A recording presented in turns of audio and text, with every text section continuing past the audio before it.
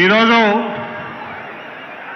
మీ అందరికీ తెలుసు, ఈ మధ్య నేను వైఎస్ఆర్ కుటుంబంలో నేను కూడా చేరటం జరిగింది 20 రోజుల క్రితం. ఒకటైతే నేను ఖచ్చితంగా చెప్పగలను, నమ్మకానికి మారుపేరు జగన్మోహన్ రెడ్డి గారు, మోసానికి మారుపేరు చంద్రబాబు నాయుడు గారు. అట్లాగే ఈరోజు పేదల పక్షపాతి జగన్మోహన్ రెడ్డి గారు, అట్లాగే ధనికుల పక్షపాతి చంద్రబాబు నాయుడు గారు. మీకు ఇంకోటి ఏంటంటే, ఈరోజు సమాజం కోసం పాటుపడేది జగన్మోహన్ రెడ్డి గారు అయితే, కేవలం పనికి మాలిన కొడుకు కోసం పాటుపడేది చంద్రబాబు నాయుడు గారిని ఈ సందర్భంగా చెప్తున్నా. దాదాపు 10 ఏళ్ళు తెలుగుదేశం పార్టీ ఎంపీగా పనిచేశాను. ఈ 4.5 ఏళ్ళ నుంచి కూడా నేను జగన్ గారి పాలన చూస్తున్నా.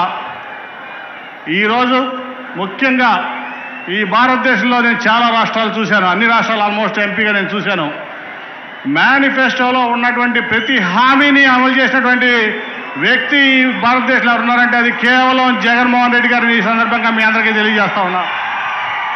అట్లాగే ఆయన ప్రపంచంలోనే పేదల కోసం 2.5 లక్షల కోట్ల రూపాయలు పేదల కోసం ఖర్చు పెట్టినటువంటి వ్యక్తి జగన్మోహన్ రెడ్డి గారు.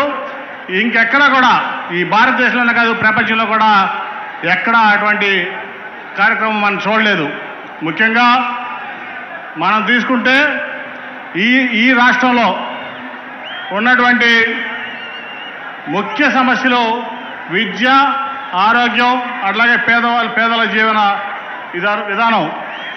దాంట్లో తన పిల్లలకు లేక పేదవారి పిల్లలు కూడా చదువుకోవాలి, అంబేద్కర్ అంత గొప్పగా రావాలని చెప్పి తప్పించేటువంటి ముఖ్యమంత్రి గారు జగన్మోహన్ రెడ్డి గారు. మీ ఆరోగ్యం పట్ల, అట్లాగే మీ జీవన విధానం పట్ల ఆయనకున్నటువంటి కమిట్మెంటు మనం ఈ భారతదేశంలో కూడా ఎక్కడ చూడమని తెలియజేస్తూ, మరి నాకు ఈ అవకాశం ఇచ్చినందుకు అందరికీ నా కృతజ్ఞతలు తెలియజేసుకుంటూ, మనందరం కూడా జగన్మోహన్ రెడ్డి గారిని కాపాడుకుంటేనే, మళ్ళీ ఎన్నికల్లో ఫ్యాన్ గుర్తుకు ఓటేసి జగన్మోహన్ రెడ్డి గారిని కాపాడుకుంటేనే ఈ రాష్ట్రం బాగుంటుంది, సుభిక్షంగా ఉంటుంది. ఎందుకంటే పేదలు సంతోషంగా సుఖ సంతోషాలతో ఉంటేనే ఏ ప్రాంతం అయినా అభివృద్ధి చెందుతుంది. అదే నిజమైన అభివృద్ధి అని తెలియజేసుకుంటూ, ఈ అవకాశం ఇచ్చేందుకు కృతజ్ఞతలు తెలియజేసుకుంటూ సెలవు తీసుకుంటున్నాను. Thank you.